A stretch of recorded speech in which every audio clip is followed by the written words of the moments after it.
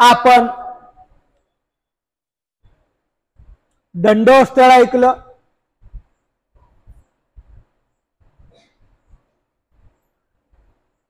या दंडवताच्या माध्यमातून आपल्याला काय फायदा होतो, म्हणून आपण चौकटीस्थ चार युगाची बेरीज 60 लक्ष वर्ष होते आणि प्रत्येकाला हे 60 लक्ष वर्षाचे नरक भोगावे लागणार आहे।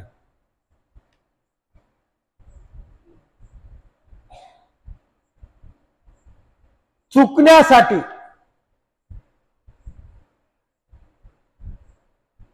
आपण परमेश्वराची एकनिष्ठ भक्ती करायची आहे, परंतु चौकळीचे नरक आहेच कसे?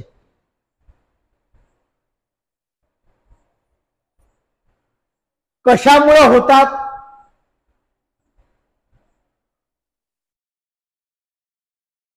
आणि ते नरक आपल्याला कोण भोगवत? या सर्व गोष्टीच्या उलगडा या चौकडी स्थळाच्या माध्यमातून, स्थळ म्हणजे गाथा, गाथा म्हणजे विस्तार, या विस्ताराच्या माध्यमातून आपल्याला भेटणार आहे।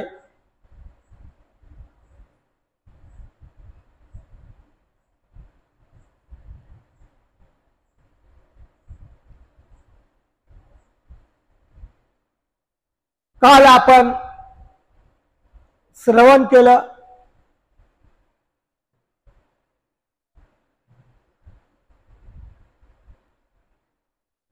कृतयुगापासून तर आतापर्यंत अधर्म करीत आला आणि या अधर्माच्या माध्यमातून आपल्याला हे 60 लक्ष वर्षाचे नरक या कलियुगात जन्मला की लागायला लागले।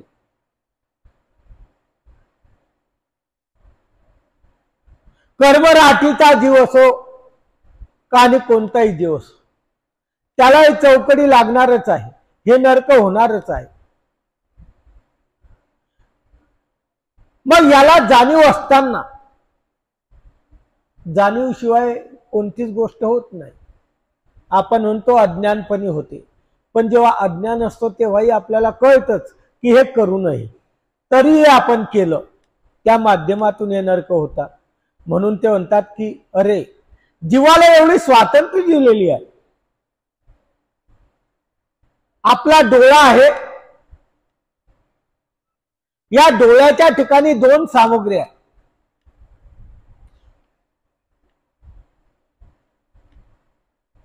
या डोळ्याच्या माध्यमातून एक तेज सामग्री आहे आणि एक मेद सामग्री आहे। मेद म्हणजे मांस। या मेद सामग्रीच्या माध्यमातून जर आपण वाढवत गेलं किंवा वाढला तर आपल्याला दिसायचं बंद होतं। मग डॉक्टर लोक आपल्याला ऑपरेशन करून कृत्रिम प्रकारचा लेन्स टाकतात आणि त्या माध्यमातून आपल्याला दिसायला लागतं। म्हणजे ती मेद सामग्री कमी करायचा प्रयत्न करतात आणि आपल्याला दिसायला लागतं। आणि तेज सामग्री त्याच्या ठिकाणी येते, ते लेन्स टाकल्यामुळे, आणि त्या तेज सामग्रीच्या माध्यमातून त्याला सर्व दिसतं। असा डोळ्याचा गुणधर्म आहे, डोळ्याची स्थिती अशी आहे। हा न्याय झाला याचा सिद्धांत सांगतात। त्याप्रमाणे या जीवाच्या ठिकाणी 2 सामग्री, आपल्या प्रत्येक जीवाच्या ठिकाणी 2 प्रकारच्या सामग्र्या म्हणजे साहित्य। एक आहे संत आणि एक आहे असंत आहे। थोडक्यात एक आहे पुण्यरूप आणि एक आहे पापरूप। या जीवाच्या ठिकाणी या 2 प्रकारचे साहित्य आहे। आता याने कोणती वाढवायची आणि कोणती कमी करायची एवढं ज्ञान प्रत्येकाला आहे। संत सामग्री वाढवली म्हणजे पुण्यरूप जर क्रिया करतच गेला, पुण्यरूप क्रिया जर झाल्याच तर त्याचं जीवन पुण्यरूप वाढतं, त्याला देवतेचे फळ मिळतं. आणि असंत रूप म्हणजे पापरूप, पापरूप सामग्री काही आयुष्यात जन्मल्यापासून शेवटपर्यंत पापरूपच सामग्र्या वाढवतात, त्याच्यानी असंत सामग्री त्याला म्हणतात. त्याच्याने ते वाढत जाते आणि इतकी वाढत जाते, इतकी वाढत जाते की मृत्तिकापर्यंत मिळेल. तो जीव त्या असंत सामग्रीच्या माध्यमातून, पापरूप कर्माच्या माध्यमातून जडत्वाला पर्यंत पोहोचू शकतो. असा पोहोचतो की आपण या जन्माच्या सहस्री निस्तरो न सरे. या ठिकाणी असंताचा जन्म झाला म्हणून काय झालं, 1000 जन्म जरी गेले तर याला दुःखाचा भोग संपत नाही. पण देवाने सांगितलं, जीव क्षणा एका माझी एका आपजवी, जे आपण या जन्माच्या सहस्री निस्तर नसे. जीव क्षणामध्ये इतकं काही पाप करू शकतो की 1000 जन्म जरी गेले तरी त्या दुःखातून त्याला मुक्ती भेटत नाही. उदाहरणार्थ एखादा बॉम्ब टाकला, बॉम्ब टाकला, त्याच्यात 100 लोक 200 लोक जितके लोक मेले. हे पुण्य रूप नाही क्रिया, हे पापरूप क्रिया. या पापरूप क्रियेच्या माध्यमातून एका माणसाचा हिशोब जर केला तर एका माणसाच्या दृष्टीनं याला नरक होतात 1000 वर्षात. एका माणसाला जर यांनी मारलं तर 1000 वर्षाचे नरक होतात. आता 100 मारले, 200 मारले, करून घ्या 1000च्या हिशोबाने. इतके नरक तो एका क्षणात जोडू शकतो. पण एवढं पुण्य नव्हतं रे, तो एवढं पुण्य एका क्षणात जोडू शकत नाही. कितीही पैशावाला जीव असला, कितीही तत्पर जीव असला तर एका क्षणामध्ये 1000 लोकाला जीव घालत नाही. 1000 पुण्य करू शकत नाही, पण पाप मात्र करू शकतो. म्हणून असंत सामग्री जितकी वाढवली, पापरूप तितकी वाढते. आणि संत सामग्री जर आपण वाढवायचा प्रयत्न केला तेही वाढते, पण ती इतक्या जोरात वाढत नाही. कारण प्रत्येक जीवाच्या ठिकाणी अधमती आहे, कर्मलेप आहे. आणि हे जे भोग आहेत, हे भोग चौकडीला पुरवणी आहे. म्हणजे हे भोग भोगलं म्हणजे संपलं. एका माणसाला मारलं, 1000 वर्षाचे नरक झाले. आता 1000 वर्षाचे नरक झाले म्हणजे तो जीव स्वरूपाहून क्लीन झाला असं नाही. असं नाही का, तर ते उरलेलं जे आहे ते चौकडीला पुरवणी. त्या 60 लक्ष वर्षाचा भोग आहे, त्याच्यामध्ये विशिष्ट प्रकारचा भोग हाही भोगवल्या जातो. कारण स्वातंत्र्य निर्माण केलं. म्हणून ते म्हणतात की कशाने हे होतं, अच्युताच्या अज्ञानी जन्मले जे अन्यथा ज्ञान. परमेश्वराची जाणीव झाली, आपल्याला जगात ईश्वर आहे असं कळालं, परंतु ईश्वरापर्यंत कळून सुद्धा त्याचा मार्ग आपण पत्करू शकलो नाही, त्याचा मार्ग अवलंबन करू शकलो नाही. कदाचित केला, परंतु करता करता विकल्पाचा अडथळा आला. विकल्प म्हणजे परमेश्वराची भक्ती सोडून देवतेची भक्ती केली. हा परमेश्वराकडच्या रस्त्याने जाणार होता, पण याला काही क्रिया आचरणाने, असंत क्रिया आचरणाने हा वाया गेला. त्याच्यामुळे काय झालं, अच्युताच्या अज्ञानी, परमेश्वराचं अज्ञानत्व आल्यामुळं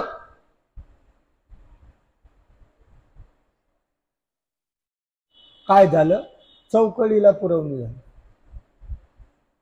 म्हणजे चौकडी म्हणजे दुःख आहे, पण त्या दुःखामध्ये जो भोग आहे तो भोग प्रत्येकाचा सारखा नाही. ज्याने अशा प्रकारचं केलं आहे, परमेश्वराला विनमुख केलं, त्याला जास्त भोग असेल. चौकडीच्या माध्यमातून ते माया शोभते का? तर चौकडी कोणीही भोगवा इन पुढं, त्याचा वाद नाही, पण ते मायेच्या मनोधर्माने जी देवता आहे ती भोगवणार. आणि मायेने या सृष्टी निर्माण केलेली, ही सर्व जग मायेने निर्माण केलेलं आहे. आणि माया शोभते, माया रागवते, आणि त्या शोभाशी कारण म्हणजे चौकडी.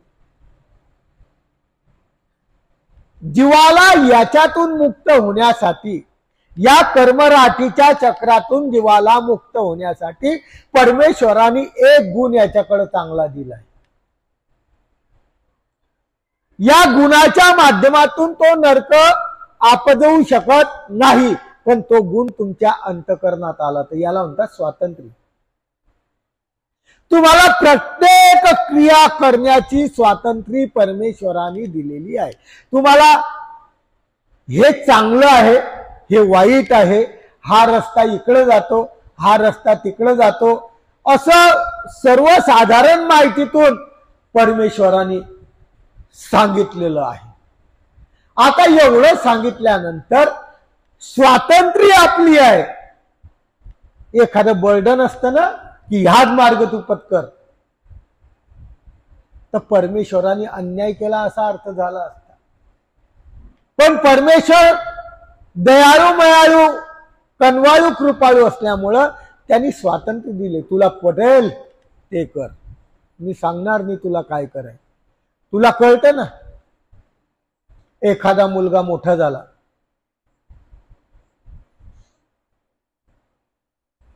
वडिलाचं आईचं ऐकतच नाही, सांगायचा प्रयत्न करतात, पण एकदा खूप मोठा झाला की त्याला सांगतात की तुझी मर्जी, तुला जे करायचं ते कर. तसं परमेश्वराचं आहे. आणि हा स्वातंत्र्याने काय करतो की अशा प्रकारचे असंत जोडून घेतो. आणि असंत जोडल्यामुळं काय होतं की जेव्हा जेव्हा कलियुगाची रचना होते तेव्हा हा धर्म आणि अधर्म, याला धर्म माहीतच नसतो, हा फक्त अधर्माच्या माध्यमातून या कलियुगात अवतरतो, युगामध्ये अवतरतो. आणि या युगामध्ये अवतरल्यानंतर आल्यानंतर अशा प्रकारच्या अधर्मरूप क्रिया करत राहतो.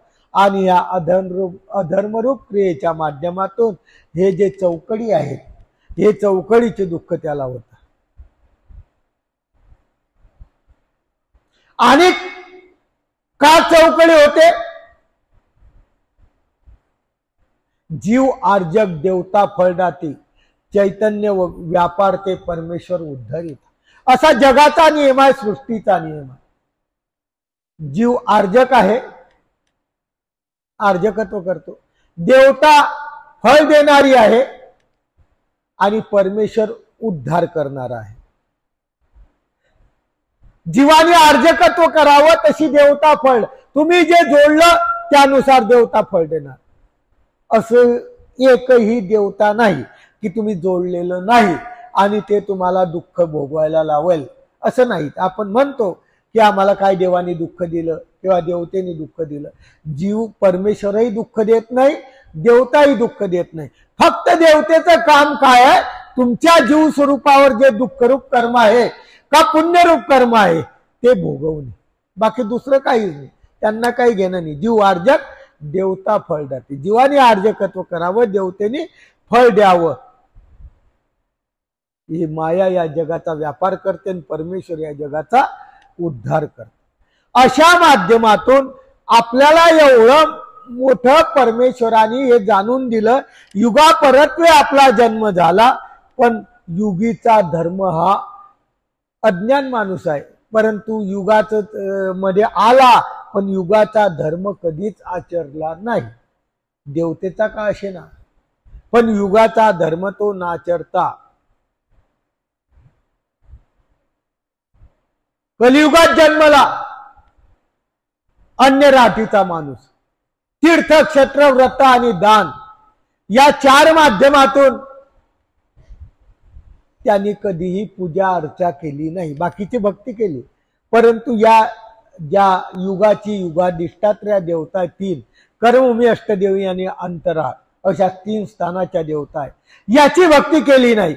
म्हणून ते काय म्हणतात, तिये युगीचा धर्म न आचरल्यामुळे चौकडी कशामुळे एवढं मोठं दुःख झालं हे सांगतात आपल्याला, की एकदम जन्मल्या एवढं मोठं दुःख देणं हे अन्याय आहे जीवावर असं आपल्याला वाटत असेल, त्याचं कारण हे सांगतात की वाटून घ्यायचं काम नाही, तुम्ही केलंच हा मोठेपणा आहे.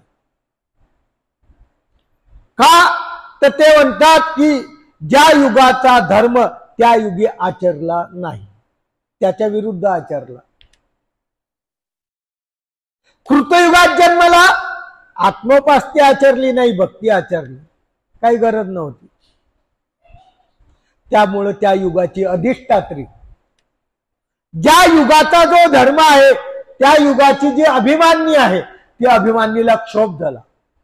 तुम्ही कोणाचीही भक्ती करा दुसऱ्याची, पण युगाधिष्ठात्री देवतेची भक्ती नाही केली की ते युगाधिष्ठात्री देवतेला क्षोभ होतो. कोणत्याही युगात चौकडी स्थळ सांगतंय की त्या देवतेला आपण करतो जाय भक्ती, अमुक करतोय धमुक करतोय, परंतु त्या देवतेचं आचरण केलं नाही, कारण त्या युगावर त्या देवतेची सत्ता आहे.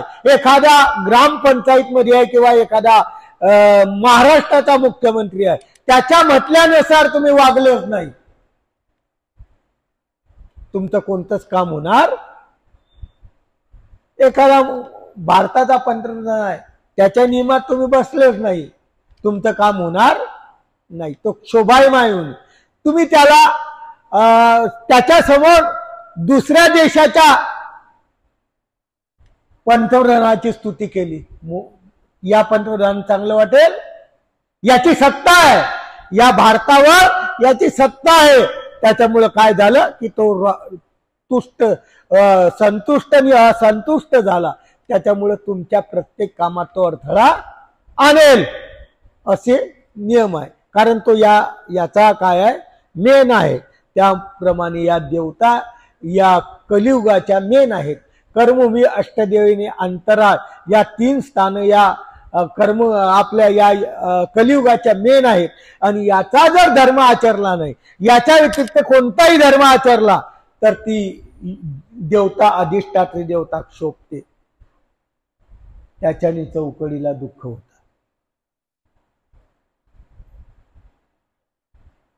तर ते म्हणतात युगाधिष्ठात्री का शोभते, जे युगाची अधिष्ठात्री आहे तो आचरतो तो धर्मच आहे ना, दुसऱ्या देवतेचा आचरो, पण आचरतो तो धर्मच आहे ना, काही वाईट नाही ना. मग का शोभते, का रागवते?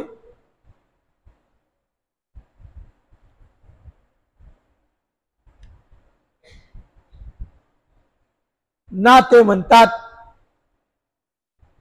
की त्याचा प्रारब्ध आहे, या युगात जन्मल्यानंतर जे आचरावं तेच आचरायचं असं त्यांनी प्रारब्ध जोडलेलं आहे. आणि ते प्रारब्ध संलग्नाच्या चेष्टकत्वाच्या माध्यमातून चालत असतं. संलग्न चेष्टकत्व करतो बरोबर, पण जीव हा स्वातंत्र्य आहे, आणि स्वातंत्र्य असल्यामुळे अनेक प्रकारच्या याला काय जातो, शरण जातो, त्याच्यामुळं त्याला चौकडीचे दुःख भोगावं लागतं.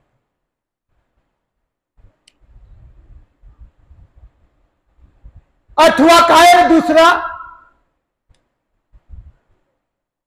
आणि चौकडीचे नरक काय होतात,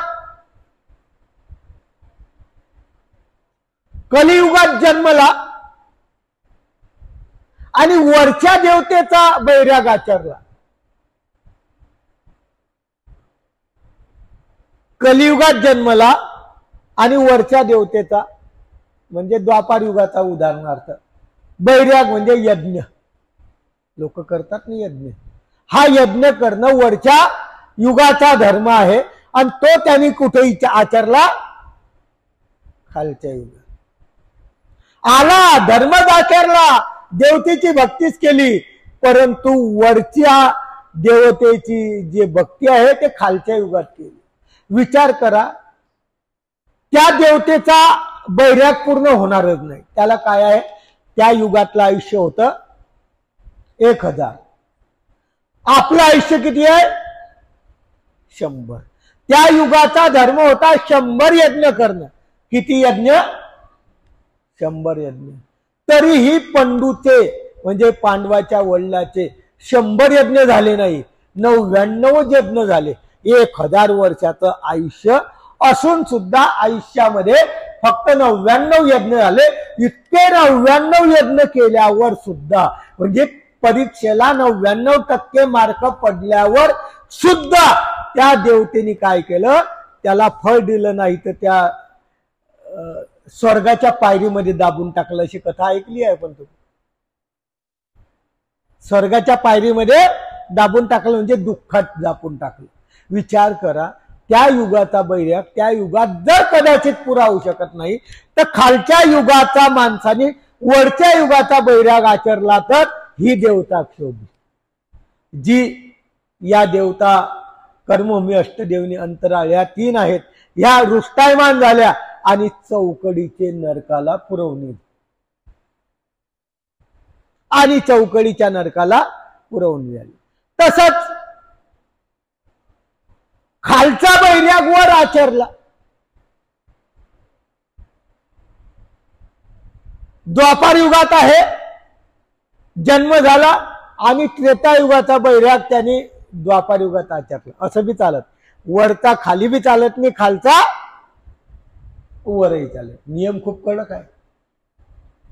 या सृष्टी व्यवस्थेचे नियम अतिशय कडक आहे, आणि हा नियम कडक असल्यामुळे आपल्याला प्रत्येक धर्म आचरत असताना काळजी घेणं गरजेचं आहे. त्याच्यासाठी सांगतात की जे आचरतो त्याच्यानी कमीत कमी नाही काही मिळाले, रिक्त राहिलं तर चालेल, पण नरक तरी व्हायला नाही पाहिजे. आणि हे नरक चौकळीचे नरक होतात. म्हणून खालचा वर आचरा का वरचा खाली आचरा, तरीही ते देवता शोभते, आणि शोभून काय करते, त्या नरकाच्या माध्यमातून चौकडीच्या वेळेस त्याला दुःख भोगवते. मग काय करायचं? ज्या आश्रम मध्ये जन्मला, ज्या जातीमध्ये जन्मला, ज्या युगामध्ये जन्मला, जो जो धर्म विहित आहे तो तो धर्म त्यांनी आचरावा.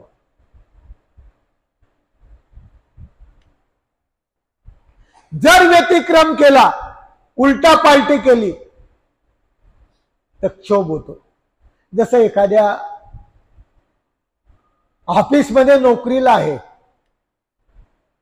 आणि ऑफिसमध्ये नोकरीला असताना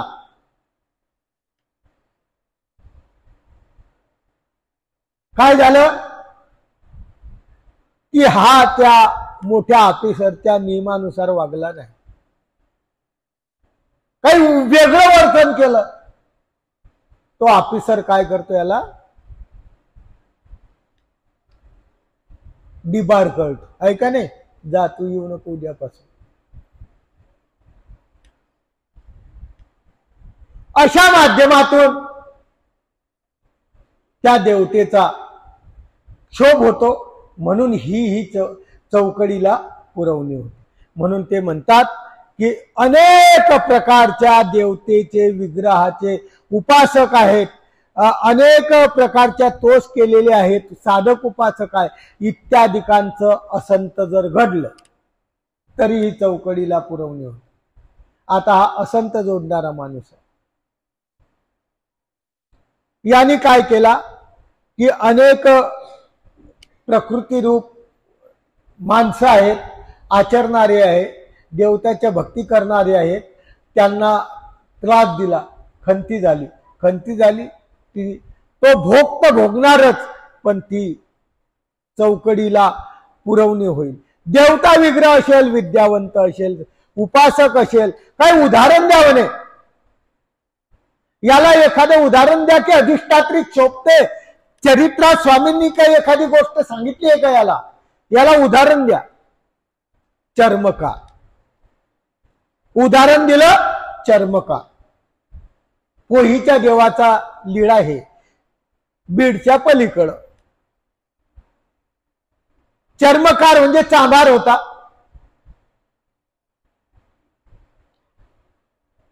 एका गावाहून दुसऱ्या गावाला गेलता बाजार करायला. बाजार करून आला, रस्त्याने येतो आहे, थकून गेला, तहान लागली, पानवठ्यावर गेला.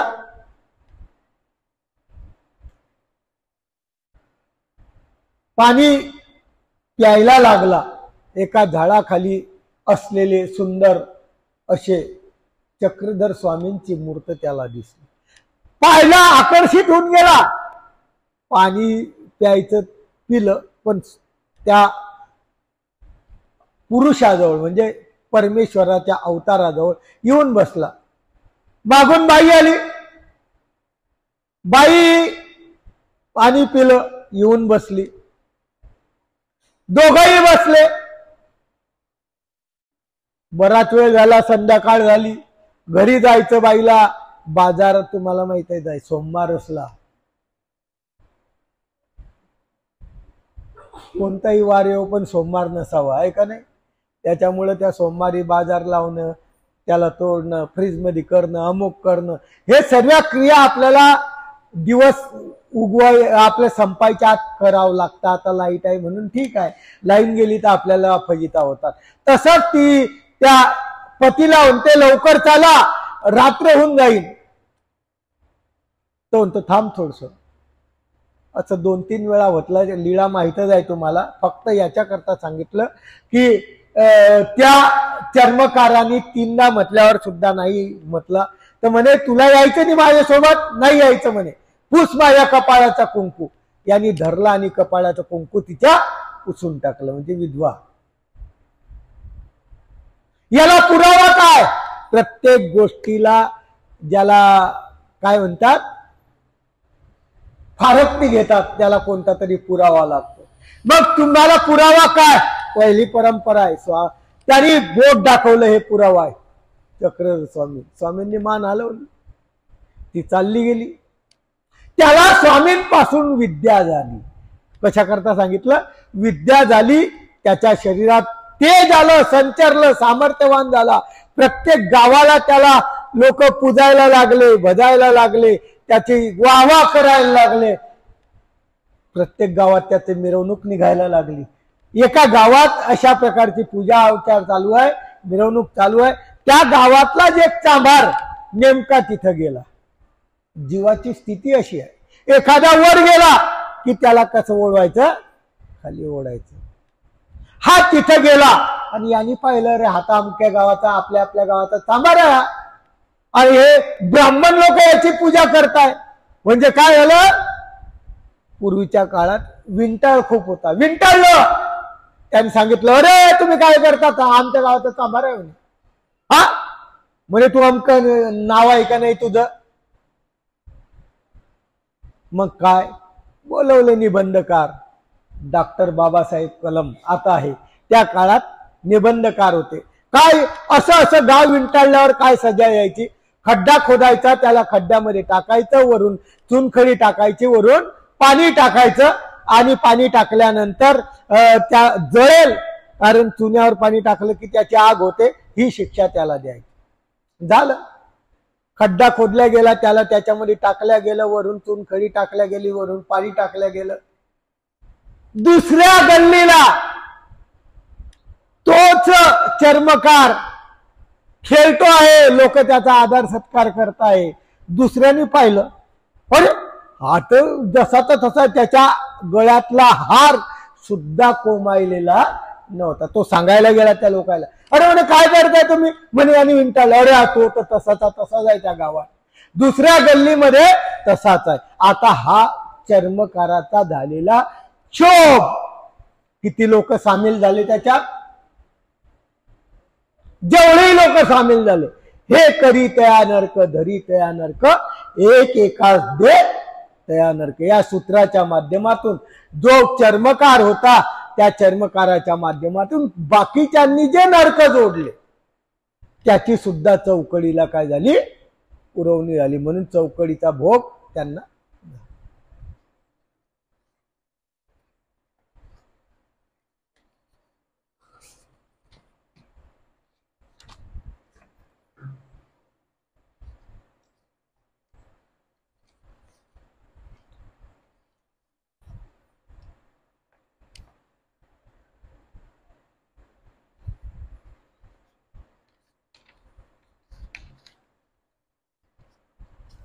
मानवा पंथाच्या नियमाबद्दल आपण काल परवा ऐकलं. आता हे नियम आहे, परंतु या नियमाच्या माध्यमातून या पंथात आहे काय, म्हणून 5 अवताराचा थोडक्यात त्यांनी परिचय दिलाय. माहीत असेल सर्वाला, कदाचित माहीत नसेल तरी ऐकून घ्या. मानवा पंथात पहिला अवतार भगवान श्रीकृष्ण मानला जातो. द्वापार युगामध्ये त्याचा जन्म अवतार घेतला. वसुदेव पिता, देवकी माता या दाम्पत्याच्या उदरी श्रीकृष्ण भगवान अवतार घेतला. गोकुळात यशोदा आणि नंदानी सांभाळ केला. अर्जुनाला उद्धवाला ज्ञान दिलं. हा पंथाचा पहिला अवतार म्हणजे परमेश्वराचा अवतार आहे. हा परमेश्वराचा अवतार आहे. हा म्हणून आमच्या स्वामी चक्रधरांनी आम्हाला सांगितलं, म्हणून आम्ही याला परमेश्वर म्हणतो. आमच्या स्वामी चक्रधरांनी ती भगवद्गीता आम्हाला हे सांगितली की त्या गीतेच्या माध्यमातून परमेश्वराचं उत्तर दिशेला जाणं थांबणार होतं.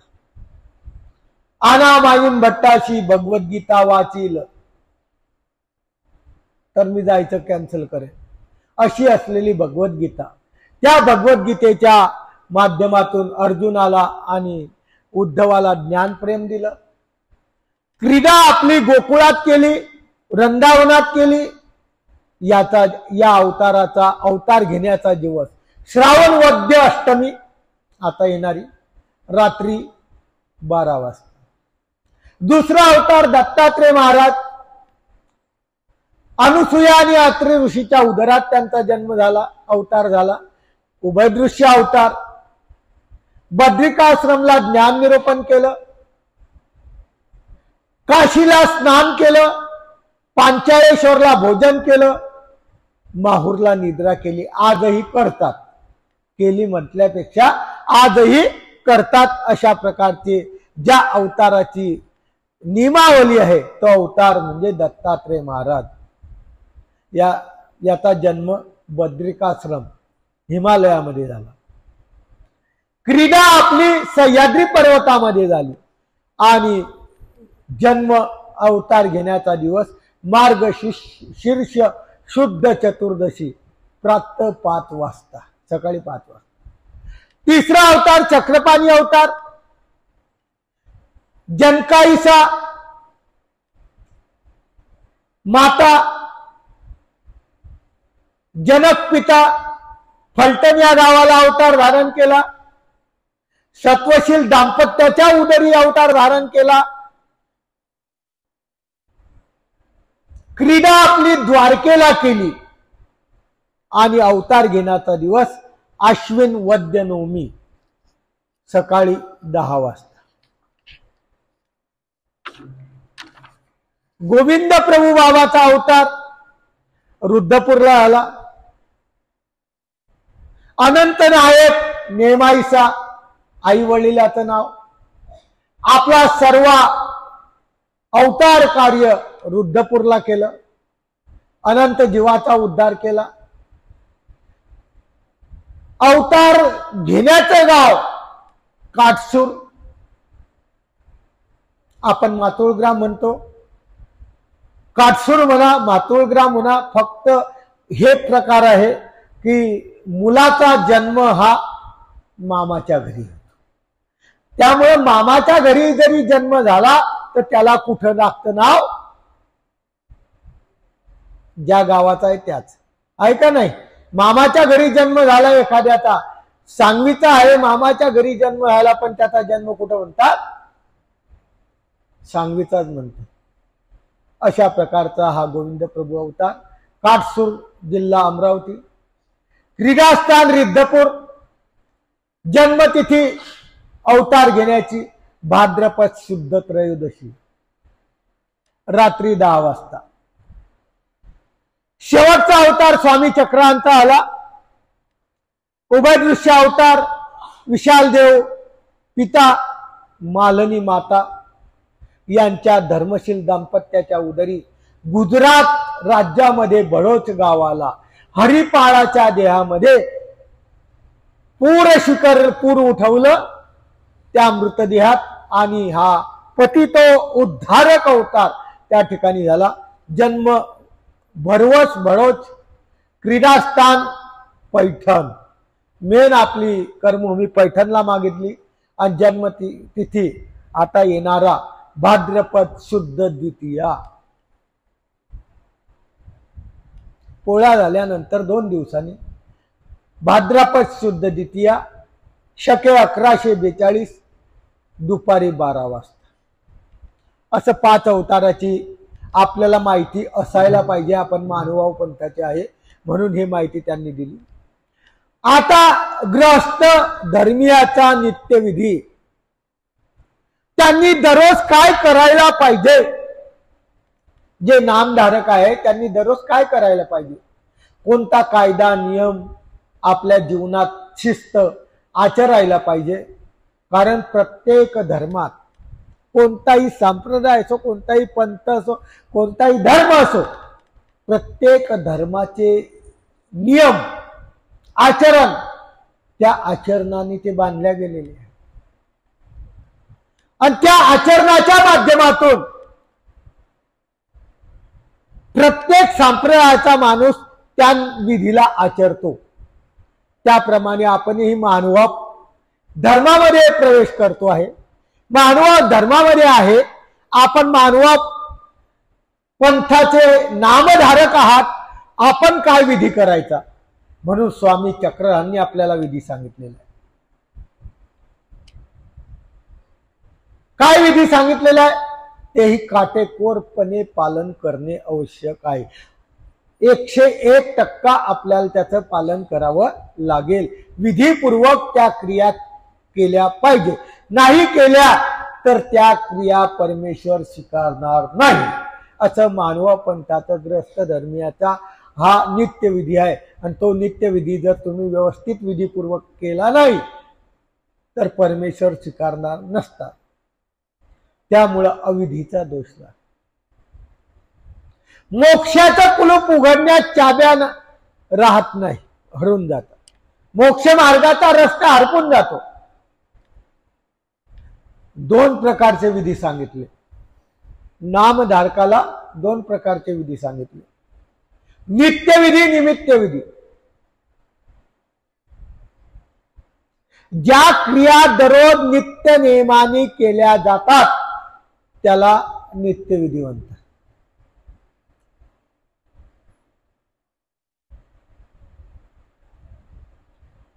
ज्या क्रिया निमित्ताने केल्या जातात प्रसंग पात्र त्याला नैमित्तिक विधी म्हणतात. थोडक्यात आपण सकाळी उठल्यानंतर आंघोळ केल्यानंतर पूजा करणं, मंदिरातली पूजा करणं, पारायण करणं, नामस्मरण करणं, हा दररोजचा विधी आहे. नित्यविधी हा करावाच लागेल. हा दररोजचा आहे. पारायण कमीत कमी 15 मिनिटं 10 मिनिटं का होईना आपल्याला त्या परमेश्वराचं स्तुती स्तवन करावं लागेल. नाही काही तर सकाळचा पूजा उत्सव म्हणावं लागेल. फक्त 8 ते 10 मिनिटं लागतात त्याला. तेवढाही सही तुम्हाला वेळ नसला तर.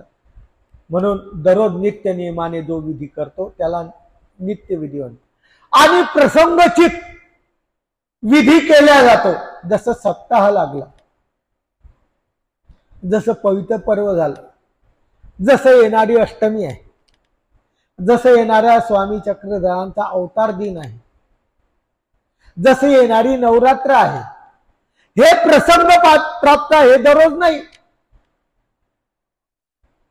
काही ठराविकच वेळेस येतात आणि या वेळेत जे विधी केल्या जातात, या प्रसंग प्राप्त क्रियेमध्ये जे विधी केल्या जातात याला निमित्त विधी म्हणतात.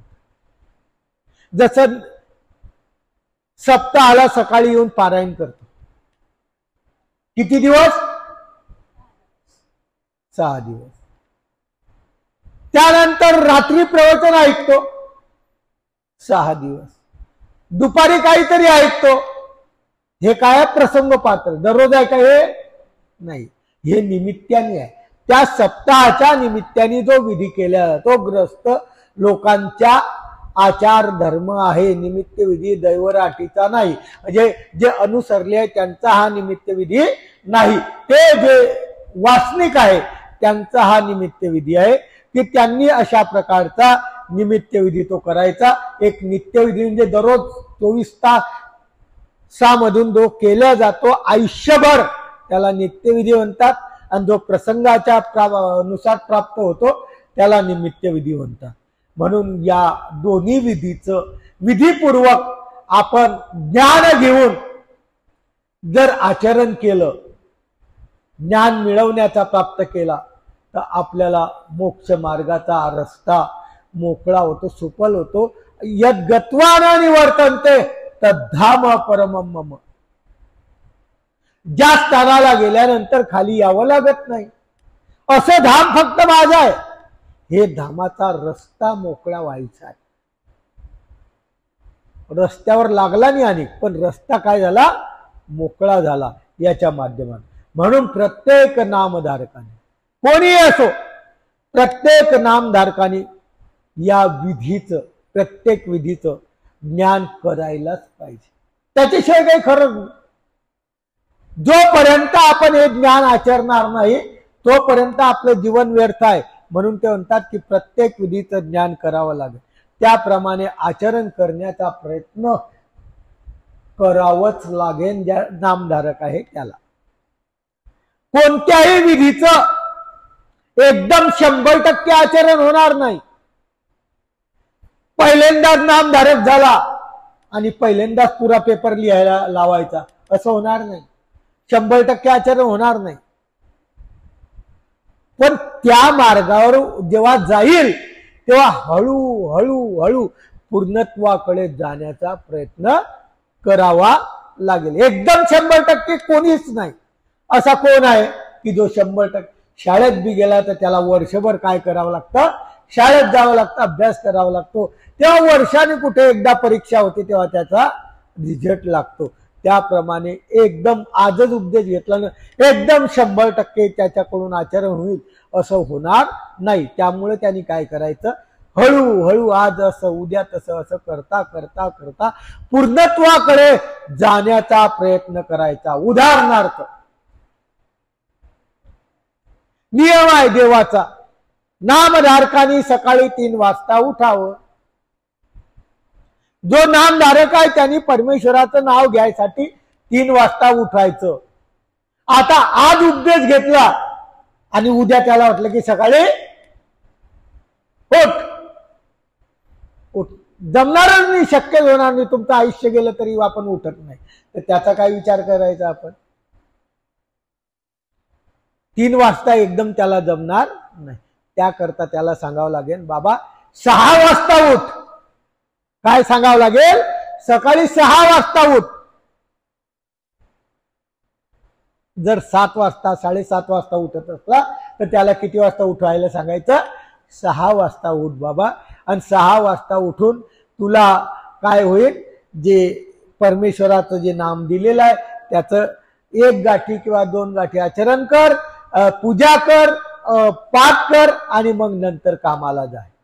मग असं करता करता त्याला हळू करता करता करता 6 महिन्यांनी वर्षांनी त्याला 5 वर आणावं लागेल.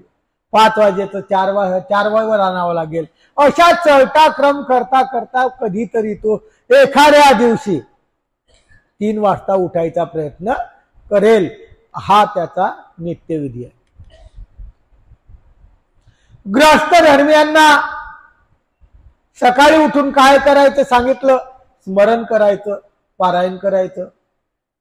देवपूजा करायची 3दा सांगितलेली, सकाळ दुपार संध्याकाळ. पण दुपारी आपण ड्युटीवाले शेतावाले अनेक प्रकारच्या अडचणी आहे म्हणून आपण करू शकत नाही. पण 2 वेळा कमीत कमी सकाळ आणि संध्याकाळ 2 वेळा आपल्या मंदिरातले जे विशेष आहे ते आपल्या निढळाला कपाळाला लागलेच पाहिजे. हा विधी आहे, कोणी असो. सकाळी उठून उपार दाखवल्याच गेला पाहिजे. कितीही लहान पोर असो घाई असो उपार तयार करायचा, स्वयंपाकनं पदे परमेश्वराच्या चरणी अर्पण करायचं आणि मगच कोणालाही द्यायचं. हा नित्यविधी आहे. संध्याकाळी पूजा केल्यानंतर दंडक घालायचा तेव्हा प्रायचित करायचं. प्रायचित काय करायचं की आज दिवसभरात कळत न कळत कोणाला बोलल्या गेलं, तो कर्मराठीचा असेल का कोणताही असेल, त्याचं मन दुखल्या गेलं, चालता बोलता येताना पायाखाली अनेक जंतूची काय झाली हिंसा झाली. शेतातून आलो, ड्युटीहून आलो, अनेक काय सांगता येते, कितीतरी किडे आपल्या पायाखाली मळतात. म्हणून संध्याकाळी दंडोत परमेश्वराला घालावं लागतील, प्रायचित करावं लागेल. हे नित्यविधी नामधारकाचा आहे. जो नामधारक आहे त्याला हे करावंच लागेल. मग स्मरण सांगितलं.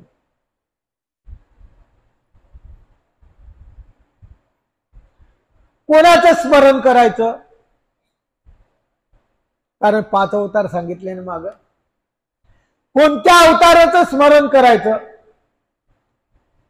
हे काही सांगितलं नाही.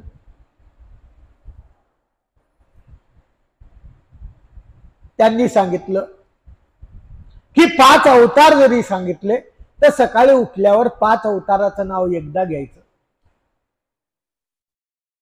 त्यानंतर ज्या अवतारांनी या मानव पंथाचा अभिमान घेतलेला आहे, ज्या नामाचा अभिमान ईश्वराला आहे, त्या नावाचा स्मरण करायचं. लीळा माहित असली तर लीळा आठवा, नाही माहित असली तर नामच घ्या, पण स्मरण उच्चारण करायचं. जेव्हा स्मरण करू ना तर तोंडातून होठ हलला पाहिजे की हा नाम आपण मनात जरी घेतलं तर हलला पाहिजे होठ की आपण हा नाम घेतो आहे, तर ते स्मरण आहे. आपण काय करतो, गाठी घेतो, डोळे बंद करतो, सोबत तोंड बी बंद करतो. असे बरेच लोक करतात. देवानी कुठंच सांगितलं नाही स्मरण.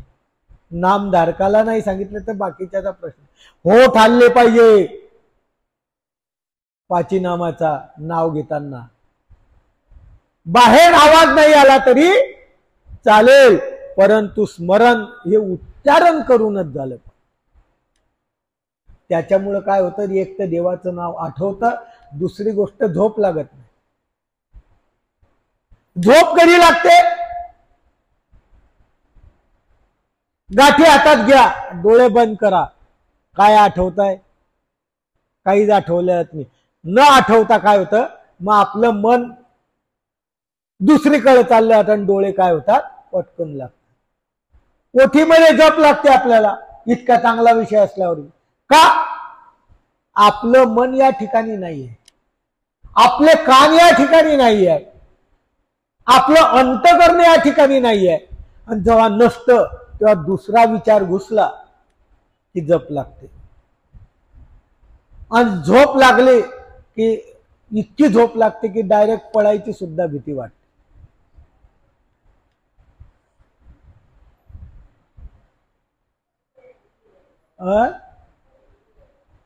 हे काय आहे ना, असं उच्चारण करणं लिहिलेलं आहे. मग आता उच्चारण करणं कसं करायचं ते सांगावं लागेल ना. उच्चारण करणं कसं स्मरण करावं याच्यात एवढं नाही लिहिलेलं. सर्वच जर फक्त याच्यातून वाचून काढलं,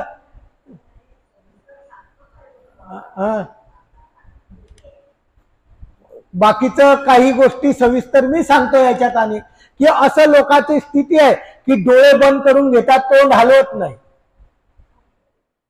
तसं स्मरण होतच नाही.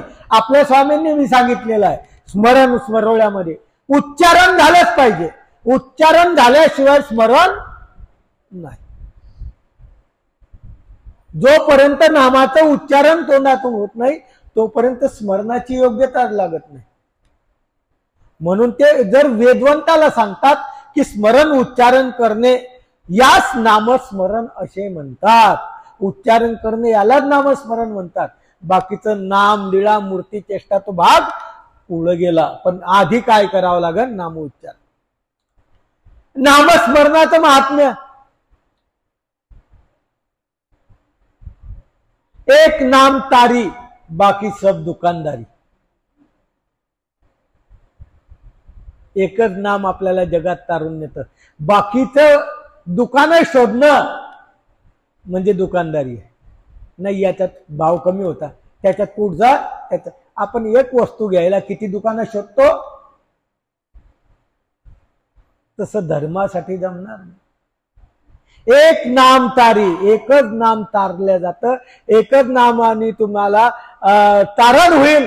आणि बाकीच्या जर नादी लागले तर सब दुकानदारी, सर्व काय दुकानदारी. या म्हणीवरून, हे म्हण याच्यात आहे, या म्हणीवरून नामस्मरणाचं महत्व किती आहे हे आपल्याला पुढे लक्षात येईल. पण आपल्याला काय करावं लागेल? एकाच अवताराचं नामस्मरण. तसे 5 अवतार आहेत, पण 5 अवताराचं काय आहे त्यांनी सांगितलं. त्रिकाळ स्मरिजे, सकाळ दुपार संध्याकाळ 3 वेळा एकदा आठवायचं. बाकी काय कोणाचं आठवायचं? स्वामी चक्रधारांचं नाम आठवायचं. चक्रधर आपला उद्धार करता स्वामी चक्रधर, आपला संकष्ट निवारण करता स्वामी चक्रधर आहे. दत्तात्रय प्रभू असतील या युगात, त्यांचं कार्य आहे प्रत्येक युगात. पण दत्तात्रय प्रभूची आराधना करणं इतकं कठीण आहे. तुम्ही जर स्वामी चक्रधराची आराधना करू शकत नाही तर दत्तात्रय प्रभूची शक्य नाही, होणारच नाही शक्य. तुम्हाला खूप कठीण आहे. आणि त्यांचं असं आहे, त्यांच्या अतीत नाही बसलं की सर्व हिसकून बी नेतात. आमचा हा दयाळू मयाळू कनवाळू प्रभू सहस्रार्जुनाला वर दिला, पण सांगितलं या 3 गोष्टीच्या तू जर वाटी गेला तर परत भिकारी होशील. झालं तसं. जे परमेश्वराने दिलेलं दान ते कोणाही काढावं अशी कोणाचीच ताकद नाही. पण तो दत्तात्रय प्रभू बाबाची आज्ञा भंग केली, झालं. आमच्या स्वामी चक्रधारांचं कसं आहे हो, दयाळू मयाळू. सकाळी नाही आठवत तर दुपारी आठव, दुपारी नाही आठवत तर 4 वाजता आठव, 4 वाजता नाही आठवत तर 8 वाजता आठव, 8 वाजता नाही आठवत तर रात्री 9 वाजता आठव, 9 वाजता आठवत नाही तर झोपता झोपता आठव. आणि जपी राहिलं तर जाय तिकडं, जपून राह. त्याच्या तुला काही फायदा होणार नाही, मात्र नरक तर होणारच आहे. जोडलेले नरक तुला भोगावं लागणार आहे. पण आठवलं नाही म्हणून प्रत्यवाळीचे नरक काही होणार नाही. हा असा दयाळू मयाळू कनवाळू परमेश्वर आहे. आणि असा जो परमेश्वर आहे त्याची भक्ती आपल्याला भेटलेली आहे. सकाळी आंघोळच करून बैस असं बी काही देवानी सांगितलं नाही. सकाळी सर्व विधी करून घ्यायचे, मग आंघोळ करायची. खूप मोठं सर्व सामावश्यक अशा प्रकारची भक्ती. म्हणून ते म्हणतात काय होतं, सकाळी नामस्मरण केलं की नामस्मरणाने परमेश्वराची आवड निर्माण होते. 5 नाम याने घेतले, याला दुसरं काहीच माहित नाही आहे. पण दररोज गुरुंनी सांगितले 5 नाम त्यांनी पाठ करून टाकले. आणि दररोज त्या 5 नामाचं उच्चारण केलं तर त्याला परमेश्वराची आवड निर्माण होते आणि तो वेधाला पात्र होतो. या स्मरणामुळे आणि काय होतं, यहिक व पारमार्थिक लाभ होतो.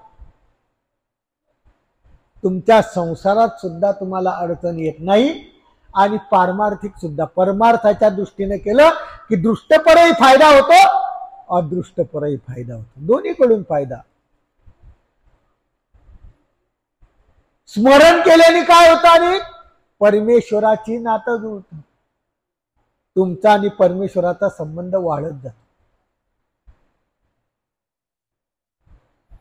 स्मरणामुळे आणि काय होतं, आत्मविश्वास वाढल्यात, एकाग्रता बसल्याने आत्मविश्वास गॅरंटी ती त्याची वाढल्या जाते. स्मरणामुळं योग्यता वाढते, दैवी गुण वाढतो, शरीरात चंचलता येते, शरीर टवटवीत होतं, शरीरावर अनेक प्रकारच्या जे काही येणारे संकट आहे ते येत नाही. स्मरणामुळे मनाची शुद्धता होते, मन जे अपवित्र आहे त्याची शुद्धता होते. स्मरणामुळे वेद बोध आणि प्राप्ती बी होऊन जाते. हो, आज जेवढा आठवता एका दिवशी परमेश्वराच्या प्राप्तीला प्राप्त होतो आणि यद्गत्वान निवर्तन्ते अशा स्थानाला चाललं.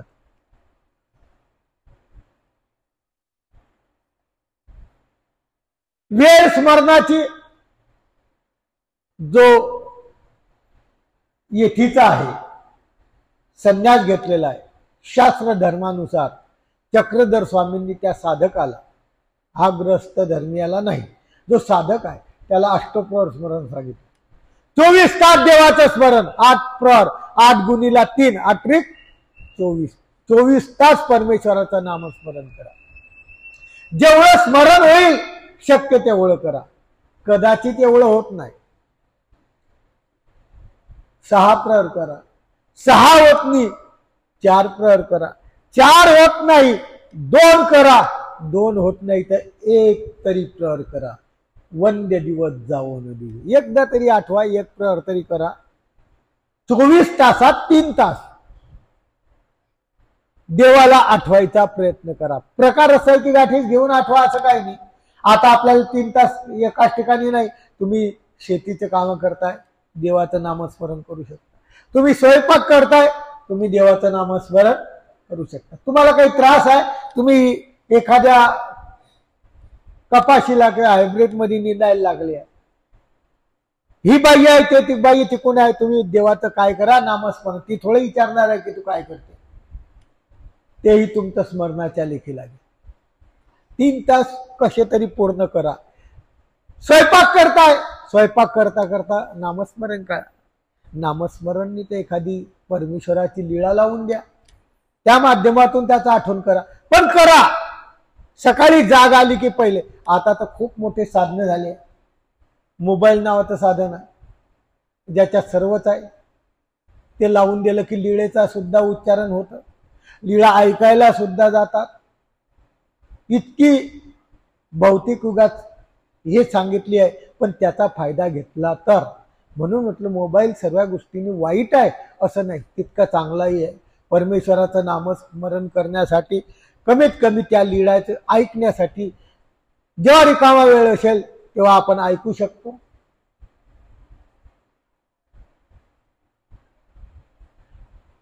स्मरण करण्याची वेळ 3 ते 6 आहे, परंतु मी सांगितलं नवीन माणसाला हा जमणार. नवीन जाऊ द्या, आपल्याला 10 वर्ष आले, 15 वर्ष आले, 20 वर्ष आले, आपण सुद्धा करत. सांगा इमानदारीने करतो का? 3 ते 6 करतो? करूच शकत नाही आपण, कारण आपण प्रपंचात पुरे गुरफटलेलो आहे. परंतु 3 ते 6 ही वेळ स्मरणासाठी अतिशय उत्तम आहे. यापैकी कमीत कमी 5:30 ला उठून 6 पर्यंत करा, परमेश्वराच्या लेखी लागून जाईल. 5:30 ला उठा, 6 पर्यंत करा. किती वेळ झाला? अर्धा तास. पण त्या 3 ते 6च्या मध्ये परमेश्वराचं आपल्याविषयी काय राहतं, चिंतन चालू राहतं, आणि त्या चिंतनाच्या माध्यमातून आपल्याकडे त्यांची नजर जाऊ द्या हाही या आम्हाला आठवणार आहे. म्हणजे आपल्याला अनेक प्रकारच्या दुःखातून तो तारून नेतो. म्हणून ते म्हणतात प्रातःकाळी परमेश्वर सर्व जीवांचं शुभचिंतन करतात. जेवढेही जीव आहे सर्वांचं शुभचिंतन करतात. कोणी झोपेत असेल, कोणी जागी असेल, कोणी कशात असेल, कोणी एखाद्या वेळेस 3 ते 6 एखाद्या बार मध्ये असेल तरी बी चिंतन करतात. आहे असे बी लोक की 5 वाजेलाच बार मध्ये चालले जातात, तरी परमेश्वर पाहतो, चाललाय हा. म्हणजे चिंतन परमेश्वर प्रत्येक जीवाचं करतात, पण तुम्ही परमेश्वराचं किती लोक चिंतन करतात हा तुमचा प्रश्न आहे. पण परमेश्वर मात्र या सृष्टीतल्या प्रत्येक जीवाचं 3 ते 6च्या वेळेस एकदा नजर सर्वांना मारून टाकतो. म्हणून ते म्हणतात परमेश्वर हृदयात येतो, त्याच्यामुळं रज तम आपल्याला असणारे जे गुण आहे, अवगुण आहे, याचा नाश होतो आणि त्या परमेश्वराचं अर्धा तास जरी स्मरण केलं लेखी लागतो. कारण सकाळी जो वेळ राहतो ना, आपल्या सर्व गोष्टींनी शुद्ध वेळ राहतो, चांगला वेळ राहतो, त्याच्यामध्ये कोणत्याही प्रकारचं टेन्शन नसतं. दिवस निघाल्यानंतर टेन्शनाला सुरुवात होते, त्याच्या आधी कोणतंही टेन्शन नसतं. म्हणून तोपर्यंत तुम्ही काय करा, ते स्मरण लेखी लावायचा प्रयत्न करा. स्मरण कसं करायचं? सकाळी उठायचं,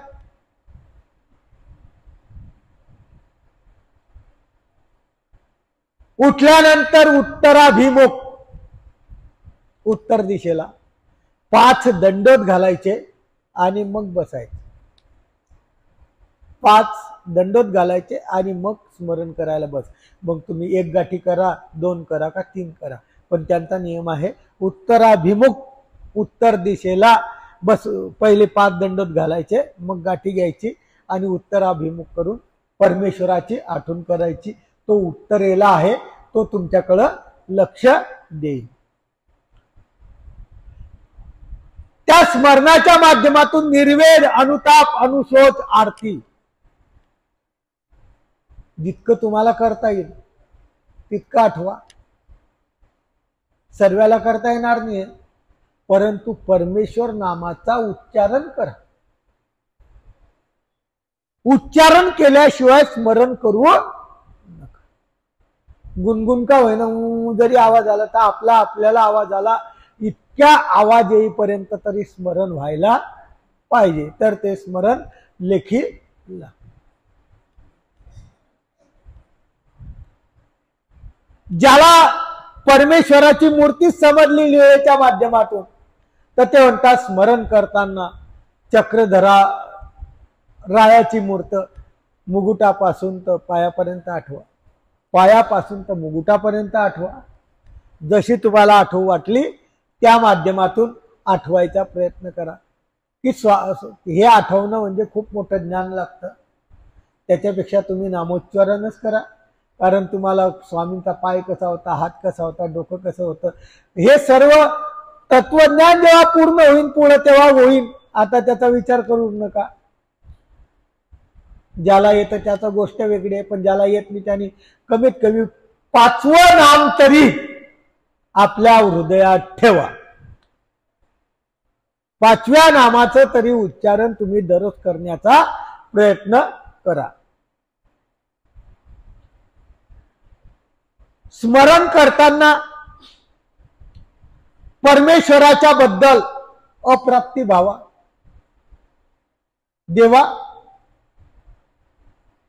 खरोखर आम्ही अनाधिकारी आहेत, खरोखर आम्ही अधर्मरूप वर्तनाने आपल्यापासून दूर गेलो आहे.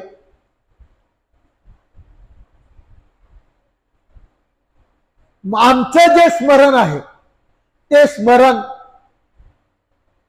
तुमच्या श्री चरणापर्यंत बी पोहोचू शकत नाही. अशी अप्राप्ती करून जे आहे ते आठवा. ते म्हणतात गृहस्थ धर्मात असताना सर्वांना एकदम विधिवत स्मरण जमत नाही, जमतच नाही. कधी विचारलं नाही, कधी होत नाही, जमतच नाही विधिवत स्मरण.